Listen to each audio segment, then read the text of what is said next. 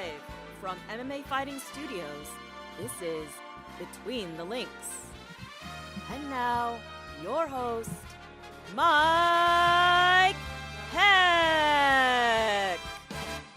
Yes, the iconic voice of Esterlin welcomes you to a brand new edition of Between the Links, and this is a big one, my friends, as we are a little over 48 hours away from UFC 272. We get a big grudge match in the main event of that card, and on this show, we kind of have ourselves a grudge match too. We have a main event caliber matchup here on MMA Fighting this week. 5 rounds for the undisputed BTL Championship of the Universe, a potential 5 rounds. So let's get into this thing. Let us introduce the challenger who earned a victory last week thanks to the peeps giving him the vote in an Ultimate Fighter style matchup on the record books. Not really, but this is for real, for real. This is for the strap. Let us introduce from MMAfighting.com, Mr. Sean Al-Shadi. How are you, my man? I'm doing well, Mike. I'm glad to be back. It had been a long time before last week since I'd been on the program, and it was such a wonderful feeling. I had to come back, like I missed it, and so I'm here. I guess to do it for real. Did last week not count? It seems like it counted. Should have counted. Just saying. It was a bragging rights matchup, so sometimes that means more than money and titles. So let us introduce the reigning, defending, undisputed champion of BTL. He won the tournament. I think it's safe to say we're beyond the statute of limitations here. He should feel like the real champ, but hey, maybe he needs to get a defense in the bag before he can actually feel that way. As we welcome back Mr. No Gray Area himself, also from MMAfighting.com. The champ is here, Jed Meshew. Hello, sir. Mike, thanks. I have problems with everybody right now. I'm mad at Sean for the ranking show. If you haven't listened to this month's MMA ranking show, a lot of slander was being cast my way on that show. Garbage from everybody. So I'm coming for all of you. And Mike, I'm mad at you because you, aside from being on the ranking show and contributing to some of that slander, might I just say, you also lead off by saying we have a main event this week we always have a main event when I'm here, Mike. I am the main event. I am BTL. I'm the game. It's always the main event when I'm doing my thing. I'm glad you dried your hair at least. I'm glad you dried your hair at least this week. I just, what did I say so badly? You came real hot on my Andrei Arlovsky stuff. I will say that you at least defended portions of it, but you came real hot. And let me also just say, nobody argued against it. Everybody was like, that's just insane, but nobody actually gave a credible argument why. It was like, that's just nuts. If you want to say he has the best career, which is exactly what I argued, so get out of here, all of you. Go listen to that show and understand, all of you viewers, that everybody I work with is wrong and I'm a genius. I feel like with a lot of energy and passion, sat right on the fence with that whole thing, and just buckled up and just buckled myself right on the top of that fence. But we could talk about this for another 45 minutes. I am gray as hell right now, and that's why I shaved my head, because you can't see the gray. But let's get into this thing because we have so much to get into. This is basically going to start at the top of the hill. We're just going to build speed all the way down at a high rate of speed. But let's start with this past weekend, and then we'll build to this weekend. We had 2 big-time performances to discuss. One, a title defense in Dublin, Ireland for Gegard Mousasi. The other, a dominant win from a guy many feel, including Jed Meshew, and I believe Shaheen as well, the best lightweight in the world in Islam Makhachev. Mousasi steamrolls Austin Vanderford 85 seconds at Bellator 275, retains his title. Makhachev TKOs Bobby Green, short notice replacement for Beneil Dariush in a little over 3 minutes. Sean, I'm going to start with you. Both of these guys went out and pitched perfect games, essentially. Mousasi on the betting lines closed at around a -225, -230 favorite on average. Makhachev, a -900 favorite for his 10th straight win. Which win to you was more impressive? Which win was more impactful in your eyes, Sean? We'll get into the Makhachev stuff with Dana and for this week in a moment, but performance-wise, which one will you remember more? Mousasi's win or Makhachev's win? That's a tough one. I mean, they both were incredibly impressive, if we're being honest with ourselves, right? So I guess ultimately, if I have to weigh between the two, I will lean towards Mousasi just because of the circumstances involved with Islam. Obviously, the Bobby Green fight was a short notice fight. Bobby admitted to himself, that's it wasn't the best set of circumstances for himself to come into that fight. He was kind of behind the 8 ball from the beginning. But I mean, Austin Vanderford is never going to be confused with Anderson Silva out here. Like he is Austin Vanderford. We know who he is, but he still was an undefeated, up and comer, a guy who at least some people were thinking could maybe push Mousasi a little bit. Mousasi really just went in there and in 85 seconds, I think reminded a lot of people who he was and how what this guy is about, man. Because this is a guy who's been around. He's been doing it forever. He feels like he got pretty bored in Bellator at some point over the last couple of years. But that was just a no-nonsense ass kicking. Like that was just a good old-fashioned Mousasi ass kicking. And I think that reminded a lot of people, A, this dude is still here. He's still incredibly relevant just at 185 and also just the global. So B, like, might not be going anywhere for a while. Like that division in Bellator in 85 is pretty lacking at this point. I mean, he looks like he's going to go up to 205 now for the challenges against the Grand Prix winner. So to me, between the two, Mousasi, I think reminded a lot of people who he is. And I think just opened a few more eyes as to the fact he's still around. He's still here and he's still very much someone who matters. Jed, what do you think? Do you agree with Sean that Gegard stole the show essentially, or are you going on Team Makhachev here? No, I mean, I think a lot of what Sean said's right. Frankly, and we talked about it going in, I was a lot more down on Gegard than many people were, just because he hasn't looked great lately, frankly. But he obviously looked exceptional in that fight. And I'm starting to come around to the idea that people like you and Casey and some others were pitching before that fight, that Gegard just kind of wasn't dialed in. He wasn't focused, and that explains his mediocre performance against Lyoto Machida and even Douglas Lima and John Salter, even to some extent. I'm starting to think that maybe there's a lot of truth to that. So great performance from him, nothing taken away. But look, we spent an infinite amount of time talking about Islam Makhachev and about how Bobby Green is a tough dude. He is extremely strong, durable guy. On that ranking show, I think Sean Al-Shadi said something like, nobody does that to Bobby Green. And then he admitted that I was right all along and that Islam is the best lightweight in the world. And it took the Bobby Green performance to open up his eyes to my level of genius.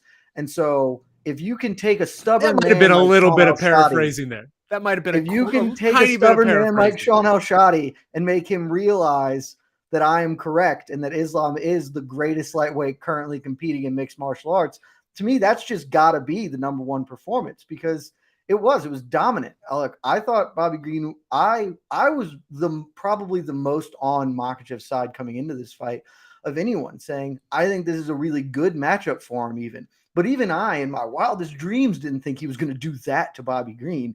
He rolled through him as if Bobby Green was nothing. It was unbelievable. Bobby Green landed, officially it says he landed 9. I don't know where they came from, because I don't remember him landing more than 2. And he just got absolutely rolled up and put out to pasture. It was unbelievable performance from the best lightweight in the world.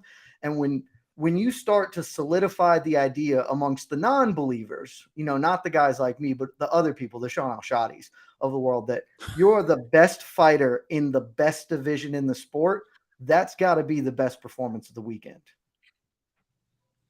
Let's go back to the ranking show, Jed, because you heard it. You didn't partake, but you heard it. But most of us had Mousasi at number 3 at 185 pounds on the only rankings that matter, the MMA Fighting Global rankings. But we have a guy, Jed, in Gegard Mousasi, who has always been great. His personality is coming alive more than ever these past couple of years. And with that, like you said, he's starting to get up more, but he's getting some confidence. He's gone from, fighting's fighting, to I think I can hang with the top 2 guys in the world, to saying on that night, on Friday night, Adesanya, Whitaker, whoever, doesn't matter. Whoever's standing in front of me that night, they all would have gotten it. Did last week's performance, Jed, change anything in the way you view Mousasi amongst the elite 85ers? Like, is this version of Gegard Mousasi, could he be the best or top 2 middleweights in the sport? I think he could be. I wouldn't pick him over the 2 guys I currently have ranked above him. I would love to see a fight between him and Israel Adesanya. I'm sad that we are never going to get that, because by all accounts, Gegard says he's going to stay at Bellator, and good for him. Get that paper, buddy. But that would be a tremendous matchup. Him versus Whitaker would be a tremendous matchup. We're just never going to get those. I would still favor both of those men over him, but it wouldn't shock me if Gegard ended up, if they did fight it, if Gegard won those fights. He has passed to victory in both of them. But kind of going back to the first question, I left impressed with Gegard, but I ultimately don't feel that much different than I did before. I had him ranked number 3, though, with the caveat that I'm not certain. I'd be interested about how I would ultimately choose a fight between him and Jared Cannonier, just from a stylistic perspective. I still have some of those questions because we didn't learn too much from the Austin Vanderford fight. Vanderford got hit with one shot and was functionally out of it almost immediately. But I think it certainly proved, if nothing else, that Gegard is still a legitimate top middleweight in the world and absolutely, could beat anybody on any given night if he gets that opportunity. Sean, Mousasi has been on a roll. You will not allow any Mousasi slander on any social media timeline. He's been at this high level for a while, yet kind of an under-the-radar middleweight for quite some time now. His record in his last 12, 13 fights is ridiculous, and no one really even goes back to think about that. But now we have a confident Gegard Mousasi. We have a guy who has more belief in himself than he's ever had in his career. What do you make of him finding it now? And do you think right now that this Gegard Mousasi, the one that went into the cage with Austin Vanderford and just rolled him, put him out pretty much with the first punch, took him out of the fight, do you think this is the best Mousasi of his career right now? The best. I mean, that's a hard question because this is a man who beat Mark Hunt in the first round, at some point in his career, like a heavyweight Mark Hunt. So that's a hard question to answer, the best, because we're just not seeing him tested against the type of fighters that he used to get tested against, right? Like he left people forget, but he left the UFC on a 5-fight winning streak, 4 stoppages over really good names. Like Thiago Santos was on that, Uriah Hall, Chris Weidman, Talis Lada's even. Like he is not fighting these hitters. He's not fighting the killers anymore. He kind of went through the best of Bellator pretty early on in his career with the Rory McDonald fight, Shlemenko, even Douglas Lima, those type of guys. He's getting the table scraps at this point, so it's hard to say he's the best he's ever been because he's been very, very, very good for a very long time. But he certainly seems to be having the most fun that he's ever had in his career, and he certainly seems to be the most confident that he's ever been in his career because he's killing it, man. Like he's I said this before, but he's like a top 3 interview in the sport right now. Like he is just full of fun, full of entertainment. And he almost basically is undefeated since 2016, which is like 6 years at this point. He has the Rafael Lovato Jr. one, which that was a majority decision. Like that could have gone either way. But outside of that, like this dude has been unstoppable. And I'm sure that there's something to that of if you keep going out there and you keep dominating these people to the point where, again, of almost boredom, it's got to bolster you in some way, right? Like you have to come away from that feeling like you are better than you've ever been and I'm unstoppable and that sort of thing. So I'm sure Gegard probably feels that he's the best he's ever been. I don't know that I could say that because, again, he's been a long time, but he's certainly having a great moment here late in his career. And I love the idea of him fighting Izzy or Whitaker. I wish so badly that we could get those fights because I think they would be competitive. And the dismissiveness of it speaks to me like seeing, some fans out there be like, oh, he would just get washed by those two. It's like, man, that speaks to me that you haven't really followed the history of the sport. You don't really actually understand the context when we're talking about a lot of these guys. And you're just looking at his record on Wikipedia and seeing him fighting John Seltzer and stuff. Like, I would love to see those fights. Obviously, they're never going to happen, but Gegard's killing it right now, man. Like he is in line, at least it seems to be, to have some kind of year this year where he wants to fight, 3-4 times. If he's able to rattle off 3-4 wins, win at 205 against the Grand Prix champ, all sorts of different things that he could do in Bellator right now, like we might be looking at Gegard's best year overall of his career, certainly. Man, Gegard Mousasi, fighter of the year. I mean, if he goes out there and beats Nemkov or Anderson and gets a second title and then wins like another 1 or 2 fights, he's certainly in the conversation. Let's go to Islam Makhachev, Sean, because this conversation got a bit heated last week, right? Makhachev goes out there, rolls through Bobby Green, give me title shots. Then we find out Rafael Fiziev was out of the UFC 272 co-main event with Rafael dos Anjos after testing positive for COVID. We found out live on the MMA Hour. Everyone seemed to raise their hand for the fight, including Makhachev, apparently, or his manager, if we're being honest, which was a little surprising since he just fought and just said, I want to fight for the title. But there was this back and forth on Twitter. And to me, the more tweets that came out, the less likely I felt that this is a real possibility. And in the end, goes to Renato Moicano. Cool. But then Dana White jumps on with Robbie Fox of Barstool Sports and says, look, Islam turned the fight down. We're going to go ahead and rebook the Dariush fight. No title shot for him next. And Dariush told ESPN this week, not getting surgery. I'm going to do some PT. June, July, I'm ready to go. How do you react to all of this, Sean, especially with the discussion we had last week? Is Dana being petty, or do you think this fight with Dariush is absolutely going to happen next? Anytime you start a question with, is Dana being petty? The answer is probably yes. Like, yes, he's a very petty man who is generally very petty when it comes to these things. And yes, he's being petty right now. I just want to backtrack really quickly to how you started this. The visual of RDA, this legend of the sport, absolutely like Hall of Famer. If there was a real MMA Hall of Fame, first ballot Hall of Famer, the visual of him finding this news out live from our good friend Ariel Helwani in the middle of an interview is so like emblematic of just how the UFC treats these sort of things and just how all of this goes, where it's just like he's finding out that his own fight is no longer on the books from someone else while live on the air. Like, how I continue to not understand how this stuff, how this stuff continues to happen. But I digress. I mean, the Islam Makhachev aspect of this, yeah, Dana White's being absolutely petty. And to me, it feels obvious what's being set up here. And this is something we actually talked about last week, but I'm going to be furious. I'm not going to lie. Like, I'm going to be absolutely furious if this is just the flimsiest setup in the world for Conor McGregor getting a chance to slip in here on a 2-fight losing streak and suddenly fight the champion for no reason. Like that is absolutely what this feels like it is.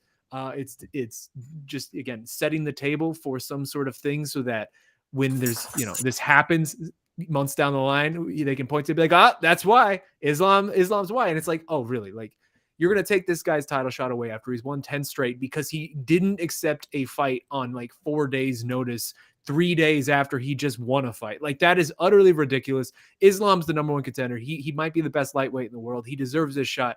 And I have to think at right now, at where we stand right now, because obviously we're still far away from the actual title fight itself of Charles Oliveira and Justin Gaethje. There's a lot of times where Dana White just says stuff, and then it's stuff that exists but doesn't actually end up coming true. This to me feels like it might just be Dana White # just saying stuff. We'll see.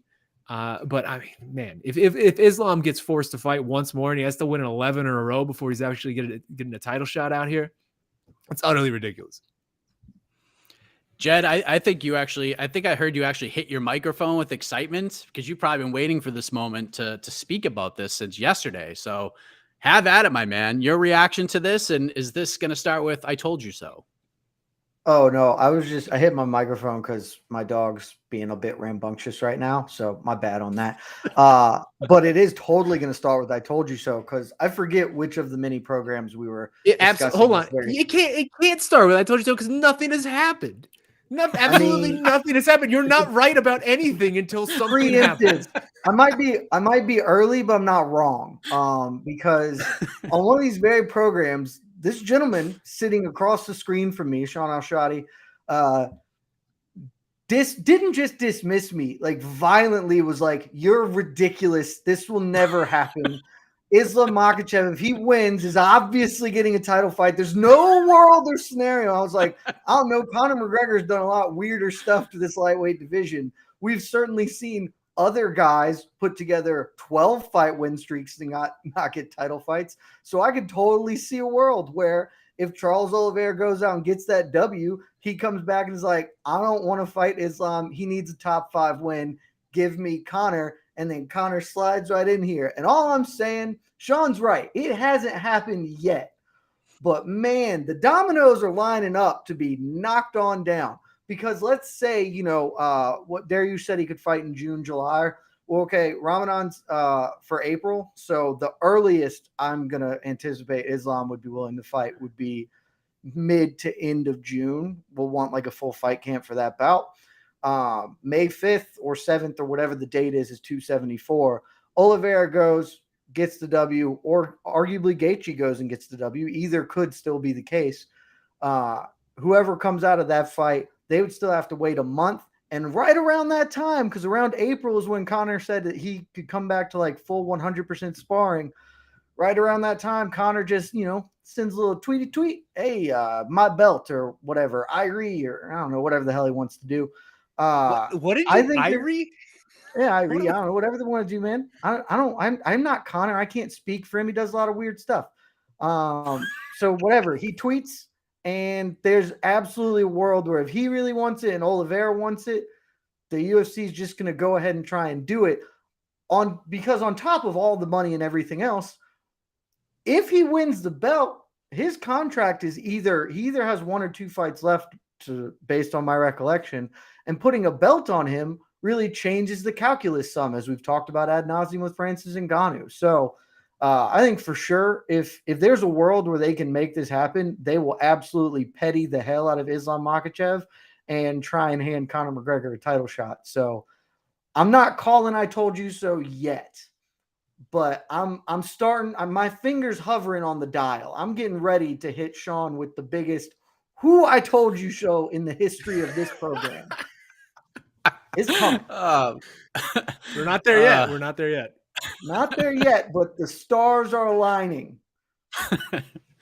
Well, I mean, we have a rivalry between Islam and Dana White. We got a rivalry here between Jed and Sean, and we're going to move to one of the more heated rivalries in all of MMA. Let's head to this Saturday, UFC 272. But first, the point for round 1 goes to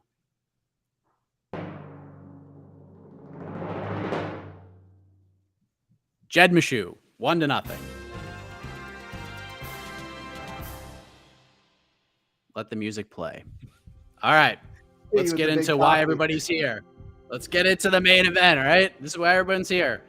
Colby Covington versus Jorge Masvidal. This Saturday, main event, UFC 272 in Las Vegas, 5 rounds, non-title fight, although Dana is saying maybe he'll put the BMF title on the line. I don't care about any of that, but there's a lot of heat on this one, Jed. You and I talked about this fight when it was first booked, and we both thought, yes, this was a pay-per-view caliber main event. It's interesting, but we were also kind of on the same page that much like the Covington-Woodley fight, this one was kind of, yeah, this is super cool, but it would have been way cooler a year ago or 18 months ago or 2 years ago. So 1 to 10, man. Excitement levels for this one, 48 hours away.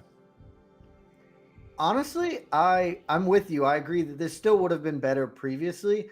I think I am now more excited for this than I would have been a year ago after watching both of these guys, because I think the matchup is way more compelling than it would have been a year ago. Just because a lot of different things have happened over the past, year, 18 months that make me come into this with a lot more questions. Like at a very baseline level, Colby Covington should win this fight. His style, like the natural style that he has employed for most of his career, is really well suited to give Jorge Masvidal problems. And I think if you want to get real armchair quarterbacky, psychologized stuff, you can probably read into this that the reason their whole beef started was because Covington was mad that he is a better fighter than Masvidal, and Masvidal was getting all this shine. I think that's a reasonable read to how this whole thing went down. Which he would know because they trained a lot together, and he probably feels that he got the best of those training sessions, because I would suspect that he did. But I don't know, man. After that last fight with Usman, after Masvidal getting knocked out, there's a lot more question marks. Like Masvidal has never been knocked out before. I suspect that won't really influence him coming into this fight, but you really don't know how anybody's going to react to something like that until you see them do it. At the same time, I think there's a really good argument that Colby Covington has surpassed his peak athletically, at least, based on just kind of how his fights with Tyron Woodley and his second fight with Usman went. Especially the beginning of that second fight with Usman, he fought super weird. That first fight with Usman, he didn't wrestle at all, which was obviously very odd based on how the rest of his career had been. But that second fight with Usman, it felt like he was very concerned with the power coming back at him. And then he kind of worked himself into that fight over time and got a little better. But I don't know if that's just something was going on with that fight camp, or if that's just part and parcel of he's 34, 35. He's getting up there. He's almost certainly not athletically what he was when he was 28 or 29. And so maybe he's starting to feel a little bit of that, and that kind of eats at the undercurrent of his whole thing. I have a lot of like psychological questions going into this. I have a lot of X factor questions, right? The X's and O's should be pretty straightforward. Masvidal gets backed up a lot. Covington's really good at backing people up. That should be a win. But there are just so many other things at play that I'm way more fascinated by this and what happens. We're going to learn a lot on Saturday night. However the outcome is, I suspect we're going to learn a lot about where both guys are in their career, or at least I will. So I'm really excited for it. I'd give this a 8.5 to 9 out of 10. Sean, where are you at with this? In terms of excitement level, I'm probably like an 8. I'd say maybe an 8.5. That feels about right. I mean, this is just a really damn good fight, right? It's a damn good fight between two compelling characters with a backstory that I think is easy to follow and a backstory that we've been following for years now. And so it feels like the culmination of something. And in a weird way, it feels like the culmination of a lot of things here with this 170-pound division, because these have been sort of the three main players that we have been rifling through over the last couple of years. It's Usman, Covington, and Masvidal. And Usman clearly now is a tier above these two. And then these guys are the ones who've now both lost twice to Kamaru. So they're sort of fighting for the table scraps in this division. And it does feel like it's a very high stakes fight just in terms of where it puts these guys in their for the rest of their career, really, in this division. Because I mean, Jed hit the nail on the head. Colby Covington is surprisingly old. Like, he's 34. You don't think of him as 34. In this division, it's hard to keep going past a certain level of mid-30s, late 30s. We don't really see a lot of welterweights find success in their late 30s. And then Jorge Masvidal is a guy who's been in this forever. And he's been in this. He's an OG. He's been in this a long, long time.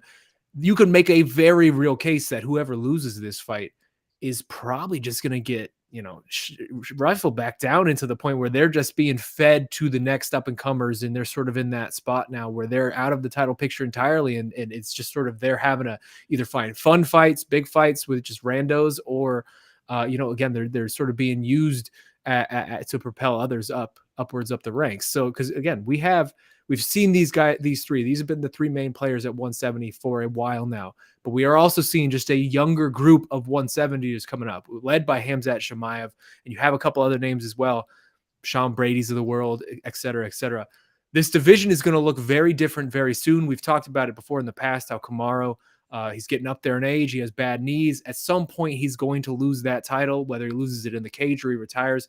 We're about to undergo a sea change here at 170, and this sort of feels like the final chapter, at least on this period, this era that we've been going through over the last couple of years, and it's incredibly compelling. I think stylistically, obviously, Colby is a huge, huge favorite. Last I checked, he was like 4-1 or something like that, but that's also not very dissimilar from what we've seen with Jorge Masvidal's fights just generally throughout this run. He's been the underdog against almost everybody except for Nate Diaz. Even if you go back to the Ben Askren fight, the Darren Till fight, he was the underdog in those two. This is just a role that he sort of is comfortable with, and I think a role we're comfortable putting him into. He's overcome it before. He obviously didn't overcome it against Kamaru. I think stylistically, he's certainly at a disadvantage against Colby, but then also you do have the fact that these guys trained together for such a long time. They know each other much more intimately than like a Kamaru would, or a Jorge would have known a Kamaru or anything like that. So that does have to play into it as well, just the experience level they have going against each other, and also whatever kind of dynamics are there in the training room, right? Like, if you go against someone consistently for years and they're consistently getting the better of you, even if you may be better than them, there's still a psychological element to that. And we don't know, we're not privy to a lot of those sessions, but you have to imagine that there's some level of personal history that's going to just play out psychologically as well when these guys go out there on Saturday and try to do this. So I think it's a great matchup. I'm excited for it. I do wish there was one other more fight that we could look to, a title fight or something. I think we're just so used to the title fights being at the top of the pay-per-view, something with real, actual, meaningful stakes and a belt being awarded. I would have loved to see that on Saturday, but obviously we had multiple title fights fall out, and they made the best with the UFC made the best of a bad situation. And ultimately, this is a good fight. I'm excited for it. Oddly enough, Sean, coincidentally enough, Colby Covington, according to our friends at DraftKings, minus 305. 305 on 305 minus 305 is everywhere. It's in the universe. It's everywhere you look. Did you see the floating 305? So Sean, actually that line is dropped then, because yesterday it was about minus 400. So money's coming in on Jorge. Maybe that means something. Maybe it means nothing. He does that well. You just said, how extremely stupid is it that this isn't taking place in Miami on freaking March 5th, 305 in the 305. Like, how is this in Vegas? This seems so dumb to me. I mean, apparently there's like not a rich history of MMA in Miami. There's like fighters who fight in Miami, but I don't know. There's a lot of camps in that area, but they don't draw a lot. And it's just, I mean, I refuse to believe that Jorge Masvidal couldn't sell out whatever arena in Miami fighting me, much less fighting Colby Covington. Like, it seems really dumb that they did this in Vegas. I think he talked about this, didn't he? That he wanted like a piece of the gate, and that's the reason why it didn't happen in Miami, because if it sold out, it's solely because of him. If that's the case, way to go, UFC. You guys are heroes. Well, also you have to think that this one championship. We also have to think this one sort of happened last second. This was kind of a replacement main event. They were just slotting into an event that was already in Vegas, so they're just kind of making the best of it. I mean, I guess. Feels like they should have been better about this. It's like how you're talking about a company that only sent Stipe to Cleveland once. Like it's not like they really put a lot of care and thought into these type of things. I recognize they're awful at their jobs, but it doesn't make me less sad. Like when the Diaz brothers don't fight on UFC 209, it's still one of the dumbest things ever. And it should be noted that the UFC are consistently really bad at doing fun promotional things.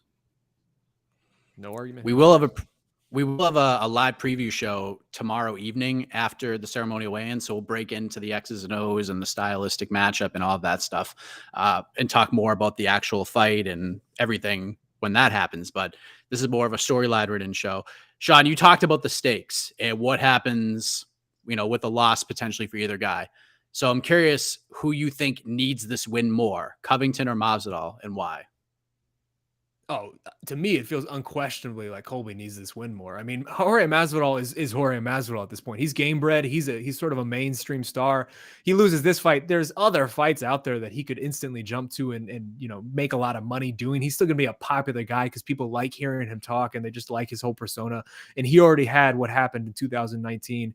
That whole rise happened. Like he's already a made man when it comes to popularity. Once you have that, you could lose 1,000 times and it still sticks with you. It's very hard to lose that once you actually have it. Colby is a guy who is an interesting character, to say the least. He has certain rivalries that are able to sell to a certain degree, but he's not some incredibly popular fighter. He's not this huge mainstream draw. If he goes out and loses now twice to Kamaru and then loses to Jorge, who I think almost everyone is unanimously picking Colby and thinking that this is Colby's fight to win. If he loses to Jorge, in particular with all the talking that he's done in the lead up to this and how personal he's made it and going after kids and women and just all sorts of aspects of family and just how gross it's gotten, that's a hard hit for Colby's stock, man. That really is. And that feels like one of those where it'd be hard to sort of come back from that. I mean, he'll obviously still be someone who matters in this division. I think he's the second best welterweight in the world right now. I mean, that doesn't go away, but his just stock in general will take a massive, massive hit if he loses to Jorge Masvidal. Whereas I think most people expect Jorge to lose. So I don't think he's going to take as big of a hit. Do you agree with that, Jed? Or can you make the argument that Masvidal needs this one more? I mean, I can always make an argument, but it'd be tough even for me, because the reality is everything Sean said totally correct. I'll just add on top of it, the way that both men are liable to lose this fight is way worse for Covington. Because if Covington loses, he's not losing a competitive 5-round decision like he did against Usman, in his last time out. He is getting baptized by the dude he has spent 2.5 years talking an endless amount of crap about, and like Sean said, getting super personal, saying that he used to, son him in the training room all the time. He goes out and gets baptized. It's a hard look for him. Whereas Masvidal, Masvidal talked himself into an immediate title fight rematch against Kamaru Usman after he lost 5 or at least 4, if not 5 rounds to Kamaru Usman, because he did it, but he got hugged or whatever. And so everybody was like, yeah, Masvidal's still cool because he didn't fight like a wuss or whatever dumb people think about fighting. So yeah, I'm just going to assume that if Masvidal loses, it will be because he gets grappled into infinitude. and then he will get up and be like, yeah, that dude just sniffed my crotch a bunch. I'm still the BMF. Well, no one will care. Everyone will still love Jorge Masvidal. And that probably is what happened. So it's going to work out for everybody. But if it doesn't, if Masvidal, Ben Askren's Colby, real tough look for Covington. I'm honestly not sure how he rebounds from that if it happens. And then real quick, we can just make this like 30 seconds, Jed. Where does the winner go? Because getting a title shot is going to be very, very difficult because Usman has 2 wins over both of these guys, and Masvidal probably even more difficult because he got knocked absolutely unconscious the last time they fought with one of the most vicious punches you will ever see. So, I mean, where do we go? Are we talking about 2 guys? Either guy wins, they go for the red panty night. I know Colby's talking about Dustin Poirier, but I have a hard time believing that fight happens. Where do you think they go? Honestly, depending how the fight goes, they might run it right back to a rematch. I could see that honestly being the case.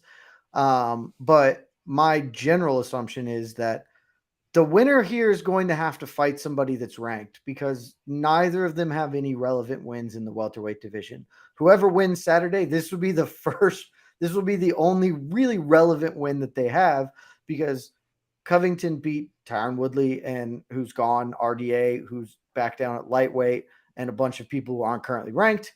And Jorge Masvidal beat Nate Diaz, which isn't really relevant. Ben Askren, who's retired.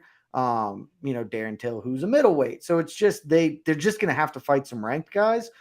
Masvidal will have more opportunities to fight Nate Diaz or whatever, but my guess is they'll just be put in the mix. Vicente Luque, winner of Luque Muhammad. That's my guess. You think so, Sean? Do you agree with that, or do you think bigger fights for the winner? No, I mean, I think that's pretty spot on. Both these guys are sort of in the Franklin zone right now, the Benavidez zone, whatever you want to call it. I mean, having lost twice to Kamaru. For Colby, it seems like the play at this point is almost to just wait Kamaru out. Because, I mean, if again, we don't know how much longer Kamaru is going to be in this. He's talked about retirement. He has the age, the knees, all of it. If to wait this out maybe a year or 2 more, Kamaru then leaves the division, leaves the sport entirely, retires, something like that. If Colby's still, hanging around this top spot, then he might be able to sneak in and grab a title right before his window exits as well. But outside of that, man, they both, it's funneling in fun fights for a guy like Jorge Masvidal, or for Colby, it would just be shuffling through those random contenders that are coming up and trying to make a name off him. So I think both men sort of end up in the same spot. Jorge's obviously in a better spot just because of his star power, but for the most part, I don't think this has any real impact on the title picture. Well, we have the UFC 272 press conference later on today. We'll have you covered over on MMA Fighting. I'll be honest with you, I'm not looking forward to it. I'm really not. I don't understand why both fighters come to the media day and then do a press conference the next day when they're going to be asked the exact same questions again. I mean, there's probably going to be some awful questions mixed in there too, but they're just going to scream at each other and say ridiculous things, and it's going to get ugly, but some people like that stuff. And if you do like it, then this one is for you, my friends. And it's going down later on this evening. Bryce Mitchell. Well, speaking of Bryce Mitchell, let's talk more about this card, shall we? The point for round 2 goes to...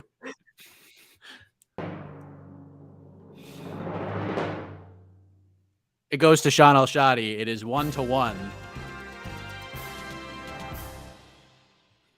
So let's move on to some of the other storylines heading into this card. We touched on this a little earlier with the Islam Makhachev stuff, but the new co-main event for UFC 272, Rafael dos Anjos versus Renato Moicano, 5 rounds, catch weight of 160 pounds. Sean, the UFC has had to be quick on their feet with some of these big lightweight matchups because of guys having to withdraw for different reasons. Renato Moicano wins the sweepstakes, had to travel from Brazil on Tuesday. He's in Vegas, got there yesterday. Of the options that were available and realistic in your mind, Sean, was this the best one? Are you excited for this, for a potential 25 minutes of RDA versus Renato Moicano? I guess it's fine. It's okay. It's better than fine if I'm being fair. But I mean, it's hard not to look at this fight and not think of what could have been, right? I mean, we were teased so hard. We were blue-balled so hard with this Makhachev stepping in on late notice, 4 days notice, cementing the title shot against RDA, this fight that we've been wanting to see between these two guys for years now. It's really difficult to not just look at this co-main event and visualize what could have been rather than what is actually happening. But it's a fine fight. I mean, Renato Moicano has looked good at lightweight. He's 3-1 since he moved back up to 155. The last two in particular have been really good fights. I mean, the Alexander Hernandez one and the Jay Herbert one, both were just excellent finishes. He's looked impressive. He might be somebody here who matters at 155. RDA is a good test for him. It's also just good to have RDA back in our life. I mean, this is a man who hasn't been around since November of 2020. So, like, that's a really, really long time. We were nearing the point where we were going to have to take him out of our own rankings just for inactivity. So I'm glad we're finally getting him back. He's had a lot of hard luck trying to on the road to getting back. So anytime you can see RDA fight, it's always fun. Renato Moicano has been fun very lately. I should say very fun lately. So it's not a bad fight. It just doesn't scream deserving of a 5-round co-main event on a pay-per-view, if we're all being honest with ourselves. But it's fine. It's whatever. I mean, I'm sure it'll be enjoyable. And again, it has its merits. Jed, kind of a tough ask for Renato Moicano to cut all that weight and then fight 5 rounds against a former champion. And I know when this fight with Fiziev was made, it was supposed to headline a couple of weeks ago or last weekend's card or two cards ago, and then gets pushed to the co-main event here. We lose Fiziev. Makhachev's waved in front of us. I kind of felt like after the second tweet exchange that we weren't going to see the fight, so I kind of cooled on that pretty quickly. But we get Renato Moicano. Out of all the names that raised their hand, it was pretty much everybody from Terrence McKinney all the way up the divisional ladder. Are you happy with this one? Is this one that you are going to sit back and just be like, man, I'm pretty stoked for this one? Yeah, I mean, this is fine. I think maybe there were some other ones that could have been better. Tony Ferguson, a rematch there, I would have been really interested in. Honestly, just putting Kevin Holland into that situation instead of having Holland fight Cowboy Oliveira, I'm pretty interested in. But I'm super into it because I will always watch Rafael dos Anjos fight because he's a freaking badass. And I don't know why Sean Al-Shadi is so anti-people talking that ish on Gegard Mousasi, but he's going to run around here and be like, RDA doesn't deserve a co-main event in 5 rounds. One of the heroes of this sport. Look at who RDA has fought. What? That man has fought everybody. Hold on. Like, no. I'm not letting that slip. I'm not letting that you slip. Said this is not a co-main event. You AK'd this hard. That like, is this a ridiculous. That is a ridiculous characterization of what I said. Because RDA versus Fiziev was awesome, and I would have loved 5 rounds of that. RDA versus Islam would have been an amazing 5-round fight, but RDA versus Moicano on short notice, that just doesn't scream deserving of 5 rounds, and you know it. Come on. I see what you're doing. RDA fight a broomstick for 5 rounds because that man deserves nothing but my respect when you look at what he has done in this sport. He steps up time and again. He's always down to fight. He gives as good as he gets. He's fought. Honestly, off the top of my head, the only guy I can think of who definitely has fought a tougher strength of schedule is a guy we'll probably talk about in a minute, Edson Barbosa. But other than that, RDA has fought the best of 2 divisions for 10 years. And Renato Moicano is a guy who's top 20 I would argue that. Right now. I would argue RDA's strength of schedule is even better than Barbosa's because Barbosa has a couple in there where it's like a Makwana Mirkani or something like that. Like RDA has no breaks. This is just murder after murder for a decade. Tarek Saffiedine was like a former Strikeforce champion. Like Tarek Saffiedine was somebody at the time. Sure, that's one of his weaker ones, but yeah, I mean they're both right there as far as strength of schedule, and so. Look, everything else Sean said was right. I'm really glad the RDA is fighting because we haven't seen him fight since fighting Paul Felder on 7 days notice or whatever that was. I want to see what he looks like back at lightweight. I think he was obviously a very good welterweight. He was a better lightweight by my estimation. And so if he can still kind of channel some of that, he's really interesting sort of dark horse in this division. Yes, I'm sad. The Fiziev fight was incredible. I loved the gimmick of the Rafaels fighting for their names.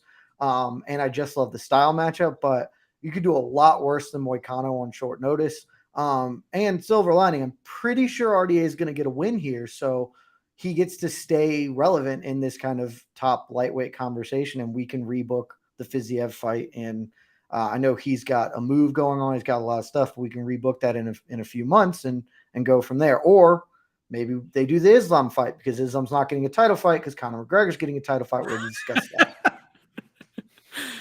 I mean, if RDA goes out there and just puts on an incredible performance against Renato Moicano and wins in impressive fashion, his stock, even though it's pretty high in a lot of people's minds, he might have the biggest stock boom of the entire card, because this is a guy that's willing to fight Islam Makhachev on less than a week's notice. He put it out there. By all accounts, he's calling bluffs, and then the fight doesn't happen. You got Dana White going out in public saying that Islam turned him down, and then you go out and win against a new opponent 5 rounds. That's big, man. Like, you go out and cut a nice promo and call somebody out, you could have a pretty stellar weekend. But I mean, you call out Islam. You call out Islam, right? Like, if RDA goes out there and he does what he's going to do against Renato Moicano and he actually wins that fight, he's got to call out Islam, right? Like that. There's a story there now for it. It's just set up right in front of him. Call him, hey, you ran from me. You're a coward. Whatever, however he wants to phrase it. Like, that's right there. Like, that is it. If the UFC is going to try to rebook Islam against Beneil Dariush, obviously that seems to be on the table, but who knows? It's still uncertain how long Beneil's going to be out. So shoot your shot if you're RDA. Try to get in there, man. See, but that's the thing. Yeah, I was going to say, Jed, do you agree with that? Because he could just no-sell Makhachev here and be like, I gave him his chance. He turned me down. I'm moving on. Let's go, Connor. Let's go.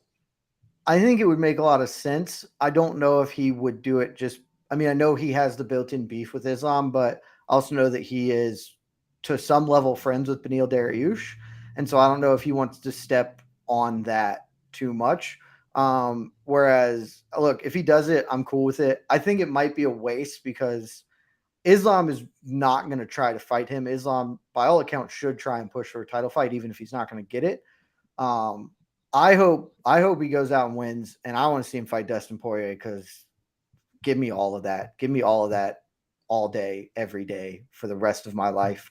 That fight is a banger, and I want to see that fight. So I didn't realize how much I wanted it until we were talking about it right now, but that's the fight I want for both of those two gentlemen. So I hope he gets it done and tries to push for that, because Poirier probably takes it. Like, he's not going to get the Nate fight because the UFC is refusing to do that for whatever reason. So RDA is a great fight. That's the fight I'd like to see.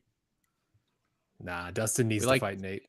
They need to keep pushing for the Nate fight. He's not going to. The UFC's not. Eventually the UFC will break if they both him and Nate just keep holding out for that one particular fight and calling for it publicly and just drumming up interest in it publicly. Eventually, we will get some level of it. It's just it's the negotiations, but at some point, it's going to happen. Maybe indeed. So we'll talk low-key bangers on the preview show tomorrow. But Jed, we'll start with you here. Outside of these 2 5-rounders, best fight on the card. What's the one you have circled for honestly, Saturday? Outside of the 2 main events, I'm not going to, we're doing low-key bangers tomorrow, so I guess I'll just go with the best one. Jalen Turner, Jamie Malarkey. That's going to be the most fun of the fights. It maybe isn't the best, even though I think both of them are actually really good prospects for the lightweight division, and probably top 30-ish or so lightweights. The Edson Barbosa, Bryce Mitchell, that is a fight that matters substantially more in a lot of ways. But Jalen Turner and Jamie Malarkey are both really fun fighters. Their styles are going to match in a clash in a particularly interesting way for me, or at least kind of from what I've seen. So it's the prelim main event for a reason, and that's probably the single fight I'm looking forward to the most outside of the main and co-main. What's yours, Sean? What's the best fight on the card outside of the 2 5-rounders in your opinion? I mean, Jed's out here talking about guys who are really fun fighters. You know who else is a really fun fighter? Edson Barboza and Bryce Mitchell. Both of them are incredibly fun fighters. We haven't seen Bryce in forever, it feels like. It's like October 2020, if I'm not wrong. Like, it has been way too long since this guy was in here fighting it out and showing us what he's made of. And then Edson Barboza is just a legend. Like, he's a beast, man. Like, he is never an adult fight, and he has actually looked surprisingly great at featherweight. Ever since he made the move down. I mean, he really should be 3-1 because I still scored the Dan Ige fight for him. But either way, I mean, that fight has banger written all over it. Stylistic matchup of Bryce as the grappler and Edson the striker. all of it. I love all of it. And I think there's a lot on the line for both men because Edson's in this sort of weird nebulous spot right now where, you know, he's what I think like 2-4 over his last 6, but he has looked really good in a lot of those fights. And it's one of those things where it's like, how long are you going to be able to stick around among this group of really incredible contenders here at 145? And then Bryce, obviously on the come up, undefeated, at least professionally. He obviously lost in the Ultimate Fighter, but undefeated professionally. I love it. I think all the storylines and the matchups, the stakes, all of it for that one spells just a terrific, delightful entertainment fight for me.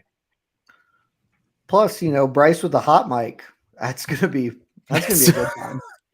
Bryce with the hot mic, man. You never know. You never know what's coming out of that guy's mouth. Absolutely. It's going to be a busy weekend. PFL just announced that the panel for the Challenger Series tomorrow is Tyron Woodley, Vitor Belfort, and Jarvis Landry. So for the low price of $64.99, you can get Fubo TV and watch this card because you only got the freebie for the first week, everybody. This is just a disaster. Pretty sure it's Fubo, not the clothing brand TV. Yes. Also, Jarvis Landry? Yeah, Jarvis Landry. A real curve in there. Didn't expect a mention of him. Yep. I mean, welcome to BTL, everybody. But so much coverage and fun stuff heading your way over the next few days when it comes to UFC 272. So stay tuned for that. Let's head to round 4, ladies and gentlemen. The point for round 3 goes to...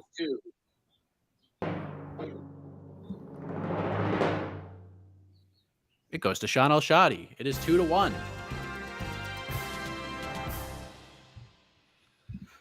All right, let's move on. We have exhausted UFC 272. More to discuss tomorrow. Let's talk UFC 273 quickly because a 15th fight, and I know that makes Jed Meshew very happy, is pretty much a done deal for April 9th. So not only do we get Volkanovski, Korean Zombie for the featherweight title, not only do we get Sterling versus Jan 2 for the bantamweight title, we are getting Gilbert Burns versus Khamzat Chimaev. Now, this fight was in the works for a bit. We've been telling you about it for months now. If you listen to the MMA Hour, Ariel's been spitting fire about this fight for like 3 months now.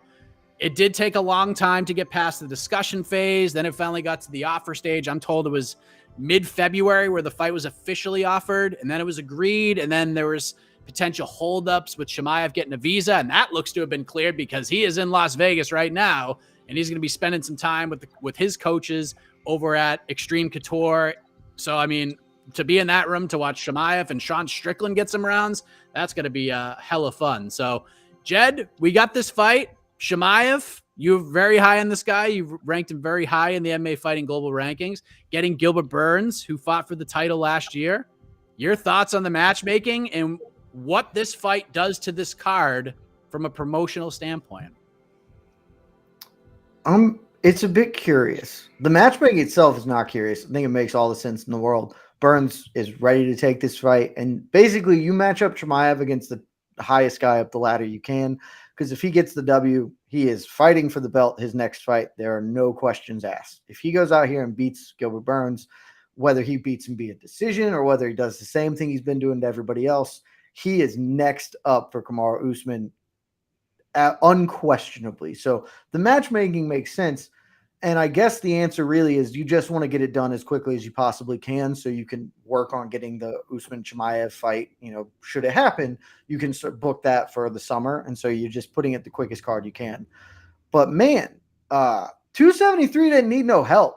Aside from the fifth, I'm happy about it because I think you and I are going to be in attendance at Jacksonville, Florida for this one. So, dope. I'll get to talk to Chimaev and explain to him that the rest of our staff are cowards who have him like Sean El-Shadi ranked like 15 or whatever, whereas I have him number two in the welterweight ranks.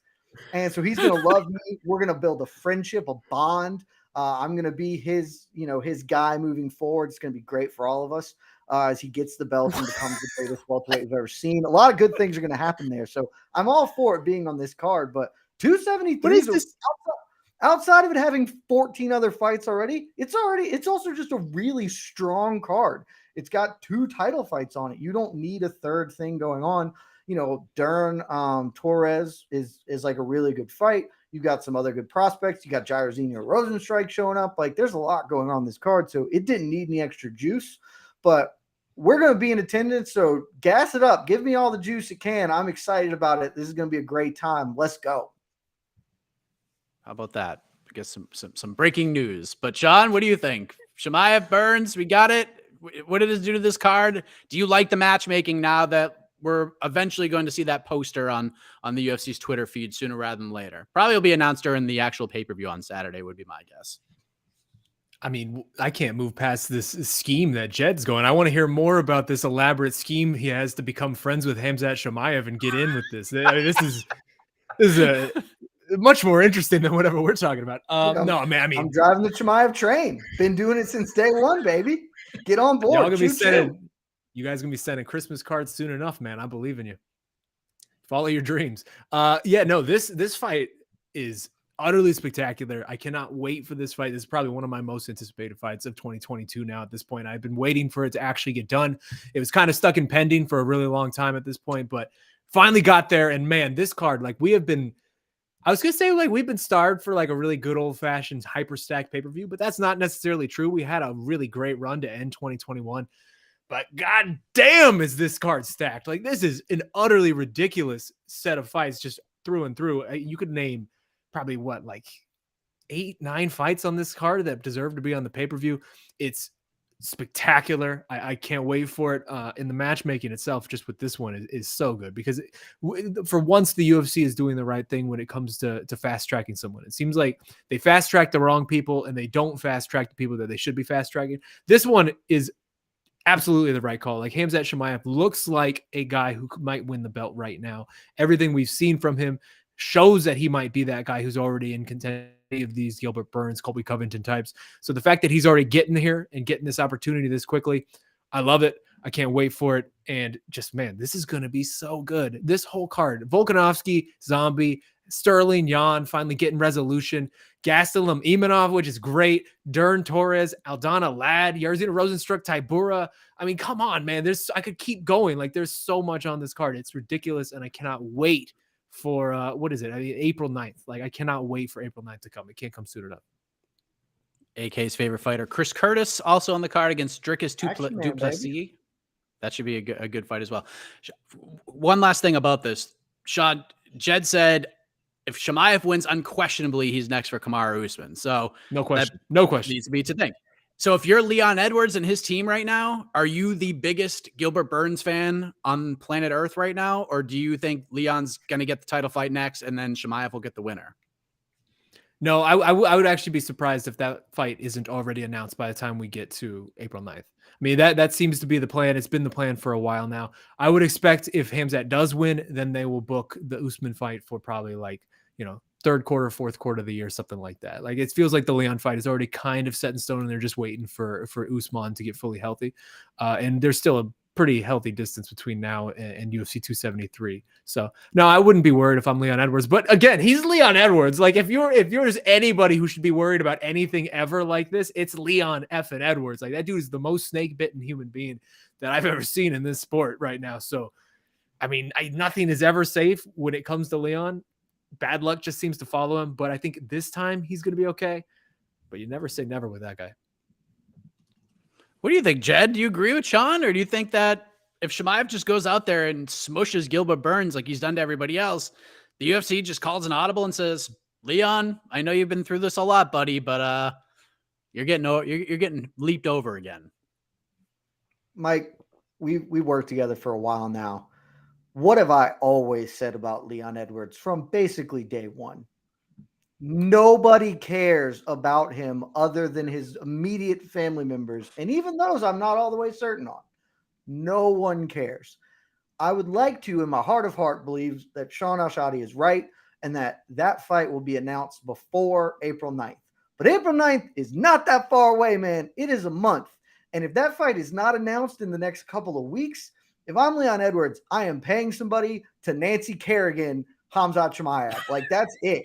Because if Chimaev goes, you got to pay that person quite a bit. That is a ballsy thing to try to do that, okay, man. You don't that have to Nancy Kerrigan him, but, like, spike his water or something. Make sure he blows weight. That you feels gotta do safer, something to, you don't want to Nancy Kerrigan. That would be a really bad idea. But you got to do something to prevent him from going out and doing his thing. Because if that fight is not announced, if Usman Edwards 2 is not announced by April 9th, and Chimaev goes out there and does the same thing he's been doing, it's a wrap, baby. I don't care about Leon's meritocracy or whatever. He's not getting the fight. Like if Chimaev first round whoops up Burns, that's done. We're just booking that. We're moving ahead, and Leon can maybe get next up, but he needs to close that deal however he can. I don't know if he needs to give Kamaru a call and be like, "Hey man, can you just tell the UFC we want to book this right now?"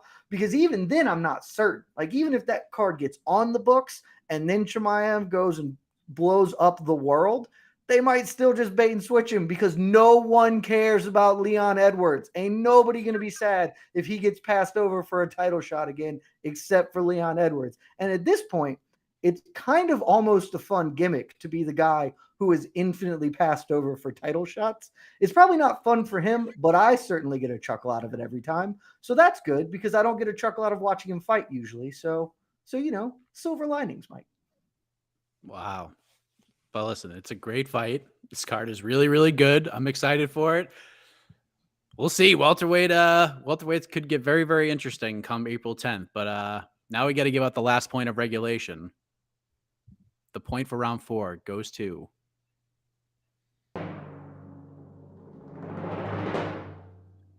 it's hard to argue the passion of Gegard Mousasi. It really is. So he gets the point. It is 2-2. And I mean, a historical moment on this program. No one saw this coming, but there's only one way this matchup between these titans of industry can go, and that is to the knockout round. I had no idea what I was going to do. Halfway through the show, I was like, man, I should have made one of these combined questions like its own question and use one of these as the knockout round question. So I'm going to kind of wing this thing, but each competitor is going to have 1 minute to answer the question, and then we're going to turn it over to the people. And after the people decide, Casey Leiden will come on, read the decision, and between him and the combination of the peeps, we will have a champion. So, Jed, champion's prerogative. You are the man with the title on the mantle. What do you want to do? You want to go first, or do you want to pass it on over to the other side, Sean Al-Shadi? I will exercise the champion's prerogative. I will take second. Okay. We head on over to Sean Al-Shadi, and again, I'm kind of winging this thing, but here we go because we got some interesting news. It appears that Kayla Harrison, after all, likely to return to the PFL after they reportedly matched the offer that Bellator presented her. Now, this isn't a done deal yet. PFL seems confident. Who knows? Maybe Bellator will back the Brinks truck up, which they should have done in the freaking first place, but that's neither here nor there. But still a little fluid at the moment. But let's just say, Sean, this is what happens. She goes back to the PFL. Now what? Because a lot of us have sat here and said, get that money, Kayla, get it now. But what does this do for her legacy? How can PFL capitalize on this? What can they do to keep her for more than a season? Is this going to be one of those tales, Sean, that when we look back to the year 2022, that we wonder, I wish this would have gone differently and Kayla fought somebody else? A lot to unpack here, Sean, but 1 minute on the clock. Kayla Harrison, possibly going back to the PFL. Let's say she does go back to the PFL. Now what? Your time starts now. Well, it's a bummer, first of all. I mean, it just is. I mean, the best fight for her outside of the UFC, and it feels like the UFC wasn't in much of these discussions. It feels like the UFC wasn't really that much of an option. The best fight for her would have been Cyborg. That would have been the most interesting fight by far that you could really match make for her outside of like an Amanda Nunes or something like that. So it's a bummer that we're not going to get that, because even yesterday we saw them going back and forth with each other, and there seems to be heat there, and it would have just been fun. It would have been fun to see her tested in that way.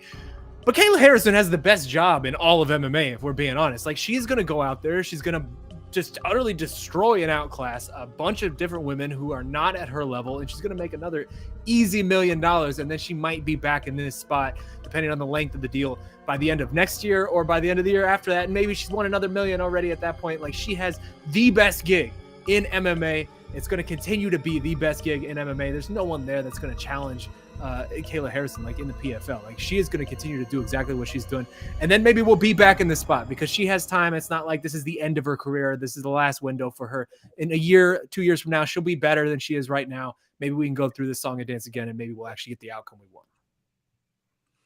All right, we heard from the challenger. We go to the champion, Gegard Mousasi. Kayla Harrison, Jed, looks to be heading back to the PFL.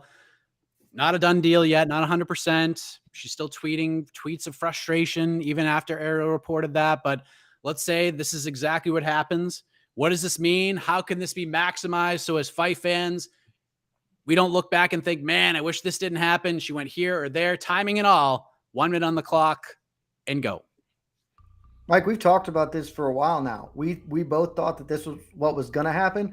And frankly, I think this is the best case scenario. I think this is what we should all want. Because Sean's right. Chris Cyborg is the best fight outside of the UFC for her. The second best fight is Julia Budd, who is currently in the PFL. So we can just knock that one out, get that fight done. It's a great fight. It matters. And we can let this Cyborg fight build for another year. Because Kayla gets to fight one more year, pick up the mill, and then put even more heat on that Cyborg fight. When the fights get to stew proper, it just makes a really tasty dish when we finally get it. And this is in no risk of losing. Like, we're not going to lose this because neither Kayla nor Cyborg are going to lose it. If I'm the PFL, you do the Bud fight, and then you don't even care about the tournament because it doesn't matter. We've talked about it before. Have fun. Do a one-night tournament where she takes on Queen of the Hill, takes 3 people on. Put a bounty on her that progressively gets higher every month she's fighting. Maximize her usage. Let's have fun because there's no point in a tournament with her anymore, but you can do a lot of great things if you've got some creativity.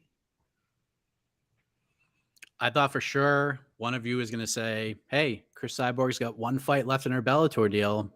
PFL maybe brings Chris Cyborg over and we do it there, but it could happen. It is MMA after all, and it is a tricky thing. So we're going to let the votes pile up here.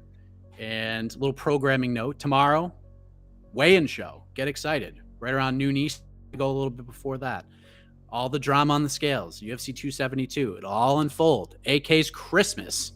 AK's holiday. His birthday. Everything. He puts it all into these weigh-in shows. So get excited for that. Then we'll have your ceremonial weigh-ins. And we'll have a live preview show after that. After all the chaos ensues, we'll be back to react to it and break down this card from start to finish, talk about the main event, the ins and outs. Saturday, People's pre-fight show. I believe we're going at 5:15 Eastern. All I'm going to say is, because you never know what's going to happen, 45 minutes before the first fight starts. So if we lose a fight, 45 minutes before the first card. Jed and I will be doing the prelim pregame, 9 p.m. Eastern on Twitter Spaces. So get excited for that. Watch last 2 prelims before we get into this main card. Then we'll have the press conference. Casey and I will chat back and forth while we wait 25 minutes for each fighter and individual to get on stage. And after that, sometime around 3:30 in the morning, live post-fight show. And then AK and I will be back Sunday morning, 11 a.m. Eastern, for some matchmaking discussions right here where you're watching this right now. On to the next one live on the MMA Fighting YouTube channel. So now that I have given the people enough time to tally their votes, let us turn it on over to the man in the corner. There he is, the sleeveless, suns out, guns out himself, Casey Leiden, who's got a big fight coming up himself. Yeah. In right around a little over 2 weeks from right now. So he's getting ready to rock. But right now we get it. We know you're going to win your fight. But the real question is, who won this one? Who won this virtual battle? Is it the champion, Jed Meshew, or is he now the former champion because he's passing that damn belt over to Sean Al-Shadi? The people have spoken. And your winner is... Wow, no drama here. With 53% of the votes. And still, Jed Meshew. Jed Meshew, the people have spoken. 53%, he gets it done. Wow, what a battle. Tremendous. Just a tremendous battle. Wow. Literally, like how Rafael dos Anjos felt on the MMA Hour, you are the exact opposite after that decision is read. Like, literally the exact opposite. So, Jed Meshew, first off, before I give you your 30 seconds, now that you have an official title defense in the bag, does it feel more real? Does it feel more real? You know, it's felt real for probably the last 2 weeks. We could have done this the other week. I wanted to give Phoenix every opportunity. She's got some personal stuff going on. Absolutely no shame to her. She's still undefeated.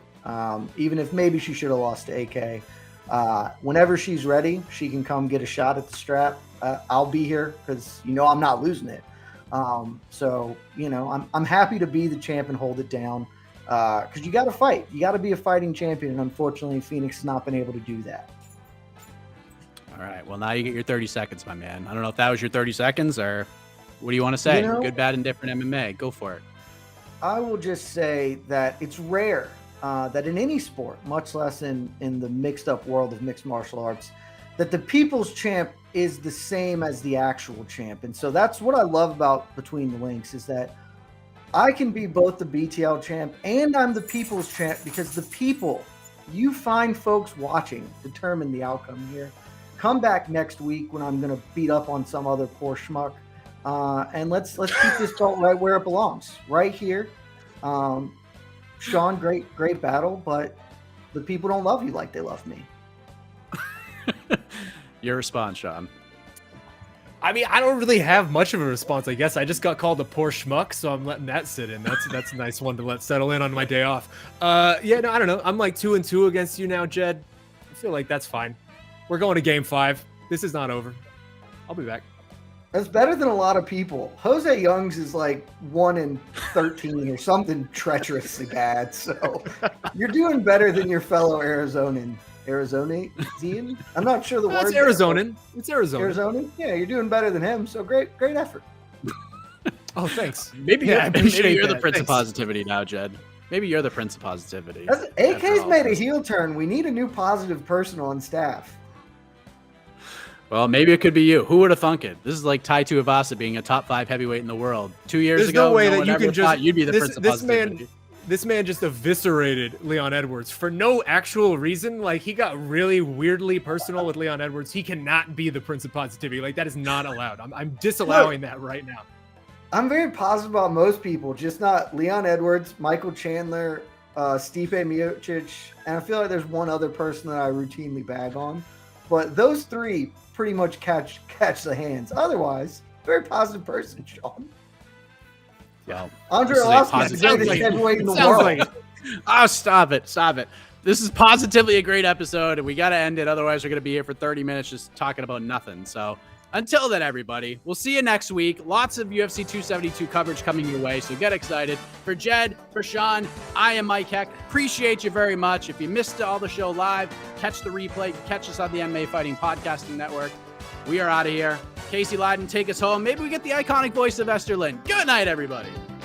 You sure do. This is Esther Lynn, and our big congratulations to the champion, Jed Meshew. Thanks, Esther. Love you. I'm Esther.